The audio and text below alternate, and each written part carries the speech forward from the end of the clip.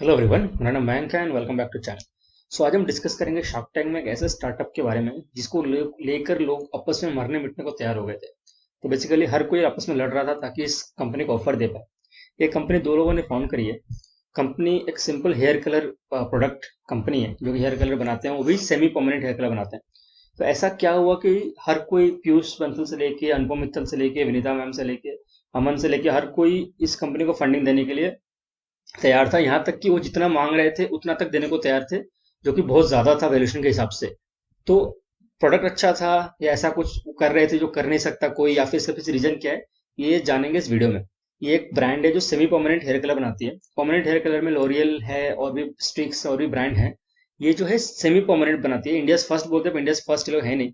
ठीक है, तो इनका कहना है कि ये जो बनाते हैं बहुत फंकी कलर बनाते हैं। इनकी वेबसाइट पे अगर आप देखेंगे, जो मैंने खोल रखा है, तो वेबसाइट पे अगर देखेंगे ये बनाते हैं कि तो कलर आप देखेंगे, अगर इनके पास जो कलर्स हैं, हम देखें यहाँ पे रूबी वाइन हो गया, करोला पिंक जार हो गया, कॉर्मेल कॉमरिल पर्पल हो गया, रुडोल्फी ब्लू हो गया। तो जो कलर्स हैं ये थोड़े अभी एग्जिस्टिंग ब्रांड से अलग है। और इन्होंने शो पे मॉडल्स भी लाए थे जिन्होंने ये कलर को लाइव डेमोन्स्ट्रेट किया और सबको पसंद आया कि कलर्स अच्छे हैं। और इनका जो प्राइस पॉइंट था वो भी क्वाइट अफोर्डेबल था। तो इनका कहना था कि कॉलेज क्राउड को ये कैटर करते हैं, तो कॉलेज क्राउड बहुत महंगा हेयर कलर वगैरह पे इन्वेस्ट नहीं कर सकते।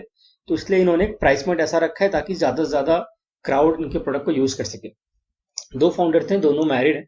इनका आज था 65 लाख रुपीज और 1%। बेसिकली कंपनी का वैल्यूएशन उन्होंने 65 करोड़ रखा था। इनका सेल अराउंड 3 करोड़ का सेल हो चुका था, जिसमें ये बता रहे थे 19% इनका नेट मार्जिन है। तो ये बहुत ही ज्यादा प्रॉफिटेबल बिजनेस है इनका। अगर इनका कॉस्ट स्ट्रक्चर हम देखें तो कॉस्ट स्ट्रक्चर इनका काम कर रहा था कुछ ऐसे। कॉस्ट ऑफ गुड्स 4% है, 3% है। बेसिकली 40 रुपए ये खर्च करते हैं 1200 के प्रोडक्ट पे, प्रोडक्ट बनाने में। देन इनका 200 से 250 रुपीज आता है कॉस्ट ऑफ कस्टमर एक्विजिशन, सो कैक बोलते हैं। और डिटेल में अगर चाहिए तो इसके बारे में अलग वीडियो में डिस्कस कर लेंगे, कस्टमर एक्विजिशन कॉस्ट क्या होता है और कैसे निकालते हैं उसको, क्या बोलते हैं बेसिकली।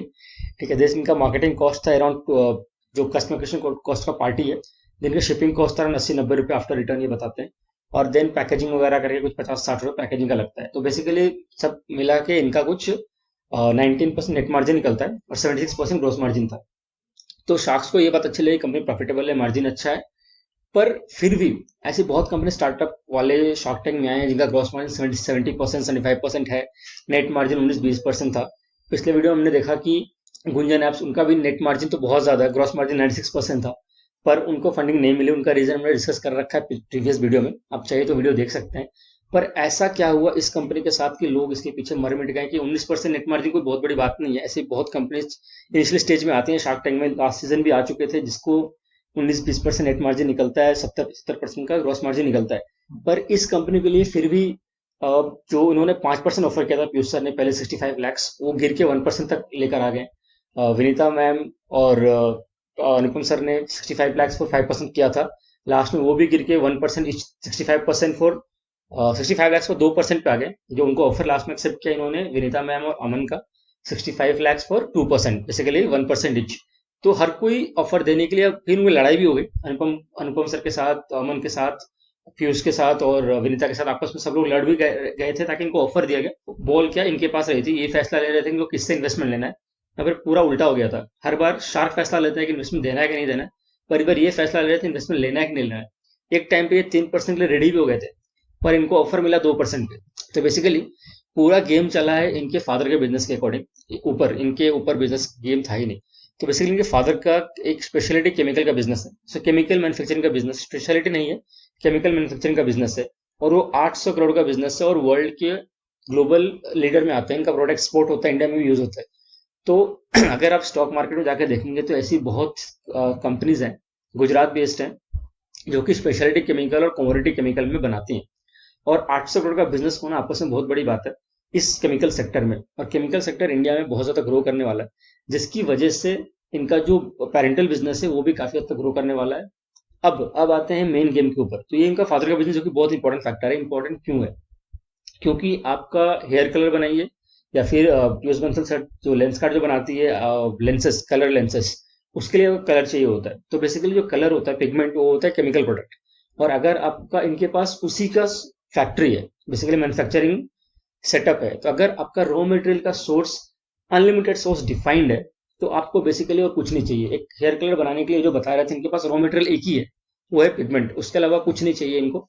ये कुछ वेबसाइट पर अगर देखेंगे तो ये कुछ बताते हैं कि ये ऑर्गेनिक नेचुरल प्रोडक्ट यूज करते हैं, amla, bhringraj, brahmi, aloe vera, hibiscus, almond oil. पर इन चीजों का कंट्रीब्यूशन कितना है रॉ मटेरियल के पीछे, वो देखना पड़ेगा। तो प्रॉब्लम उस जानने के लिए आपको इनके प्रोडक्ट में जाना पड़ेगा, प्रोडक्ट को खोलना पड़ेगा, वो लेबल आपको पढ़ना पड़ेगा, फिर मालूम चलेगा केमिकल कितना है और नेचुरल प्रोडक्ट कितना है। ये करेंगे, पर आप चाहें तो ऑर्डर करके आप पढ़ सकते हैं पीछे कितना केमिकल और कितना नेचुरल है। मेरे हिसाब से 90% से ज्यादा केमिकल ही होगा, मुश्किल से 5-10% नेचुरल होगा कहने के लिए। Coming back to the point, क्या होता है कि अगर एग्जांपल है सीमेंट की फैक्ट्री का, तो सीमेंट की फैक्ट्री अगर आप देखेंगे ना, तो वहां पर दो ही चीज होती है जो मेजर कंट्रीब्यूटर होती है। एक होता है लाइमस्टोन जो कि चूना पत्थर, और दूसरा होता है कोयला जो कि कोल। तो अगर आपका ये दोनों चीज सॉर्टेड है, कोयला और लाइमस्टोन, तो आप गेम खेल सकते हैं लंबा। तो अगर मान लीजिए आप सीमेंट फैक्ट्री खोलना चाहते हैं और आपके पास पहले से माइनिंग है लाइमस्टोन का और कोयला का, और अनलिमिटेड माइनिंग है, आप जितना चाहें वहां से निकाल सकते हैं, आपको कोई जितना आपको चाहिए उतना आप निकाल सकते हैं, कभी कमी कभी नहीं होगी। तब आप जिस प्राइस में चाहें उस प्राइस में बेच सकते हैं, क्योंकि वो आपके घर का ही है। तो इनके साथ सेम हुआ। ये एक ऐसे बिजनेस में जहाँ पे इनको एक ही केमिकल चाहिए, और जो कि इनके पास मैन्युफैक्चरिंग सेटअप है और इतना बड़ा है कि ये जितना ही बड़ा मार्केट करना चाहे उतने उतना केमिकली बैकग्राउंड से बना सकते हैं। और सिर्फ इसी के चलते, जो कि विनीता मैम भी इस बिजनेस में है जहाँ पे केमिकल चाहिए होता है, शुगर कॉस्मेटिक्स हो गया, या फिर इन द फ्यूचर अगर हेयर का लॉन्च भी करते हैं तो केमिकल चाहिए होता है। पीयूष बंसल सर जो कि लेंस कार्ट के फाउंडर है और लेंस का here I lenses, colour lenses वगैरह लॉन्च करते हैं, उनको भी केमिकल चाहिए होता है। नो डाउट बिजनेस अच्छा है, कंटेंट वगैरह अच्छा है, फाउंडर लोग काफी काम कर चुके हैं। पर इन्होंने फोकस किया है दो चीजों पे, एक तो इनके जो फादर का जो ऑलरेडी बिजनेस है जो केमिकल बनाता है, दूसरा इन्होंने R&D सेटअप कर रखा है फॉर्मुलेशंस के ऊपर रिसर्च करने का। तो अगर पीयूष बंसल सर इन्वेस्ट करते हैं तो इनके लिए एक इनको रेडीमेड बना बनाया सोर्स ऑफ सप्लाई मिल जाएगा, और बना बनाया R&D मिल जाएगा जहाँ पे फॉर्मुलेशन को टेस्ट कर सकते हैं। सेम होगा शुगर के साथ। इस वजह से ये दोनों बहुत लड़ रहे थे। अनुपम सर का डायरेक्ट कुछ इसमें रिलेशन नहीं है, पर वो की अच्छा ऑफर देख के वो लड़ रहे थे, पर उनको दोनों ने मिलकर हटा दिया था। अमन के लिए ये लोग क्यों लड़ रहे थे, क्योंकि अमन ऑलरेडी बोर्ड बना चुके हैं, और उनको पता है जो कस्टमर बेस है, जो एज मार्केट पे बोर्ड डील करता है, सेम एज ग्रुप में ये भी डील करते हैं। तो इनको अमन से हेल्प मिलेगा कि मार्केटिंग कैसे करनी है, उन लोगों को रीच आउट कैसे करना है। और जो कि बोर्ड भी कलरफुल फंकी प्रोडक्ट बनाता है, ये भी कलरफुल फंकी प्रोडक्ट बनाते हैं। तो थोड़ा बहुत इनका एक ओवरलैप भी है। पर ओवरऑल बिजनेस, अगर आप बिजनेस एज ए बिजनेस में देखेंगे कि हाँ आपको क्या क्या मिल रहा है इस कंपनी के साथ, तो 65 लाख रुपए देने के बाद 1% 2% इक्विटी के बाद आपको क्या मिल रहा है, पैराडाइज तो मिल रहा है।